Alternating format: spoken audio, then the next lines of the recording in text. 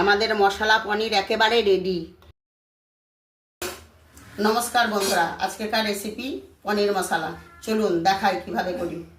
আমি এখানে 1 কেজি মতো পনির নিয়ে নিয়েছি। এবার আমার তেলটা দেখুন গরম হয়ে গিয়েছে। পনিরগুলোকে হালকাভাবে ভেজে নেব।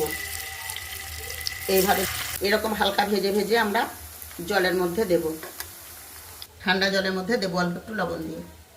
কাজু কটা আমরা একটু ভেজে তুলে নেব, দিয়ে মশলাই দেব। কাজুটা আমাদের ভাজা হয়ে গেছে, আমরা তুলে নিলাম।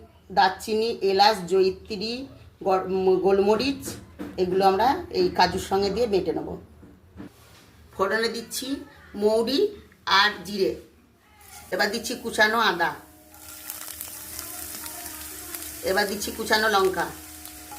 এখানে দিয়েছি 4টে টমেটোকে আমি পেস্ট করে নিয়েছি। এবার দিচ্ছি টমেটো পেস্ট। আমাদের টমেটোটা কষানো হয়ে গেছে। এবার আমরা দিচ্ছি মশলা আর কাজু বাটার পেস্টটা। এবার নাড়াবো একটু।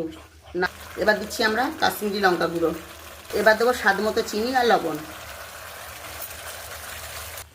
এবার আমরা দিচ্ছি একটু কাসুরি মেথি। এবার আমরা দেব 2 চামচ দই।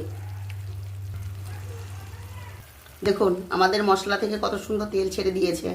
মশলাটা তো আমাদের প্রায় ভাজাই ছিল, আর অল্প এমন কিছু কষানোর দরকার নাই, অল্প কষালেই হবে। এবার আমরা জল দিয়ে দেবো। এই দেখুন আমাদের জল দেওয়ার পরে গ্রেভিটা ফুটে গেছে। পনিরটা ছেড়ে দেব। এর উপরে আমরা একটু ফ্রেশ ক্রিম দিয়ে দিচ্ছি। আমাদের মশলা পনির একেবারে রেডি।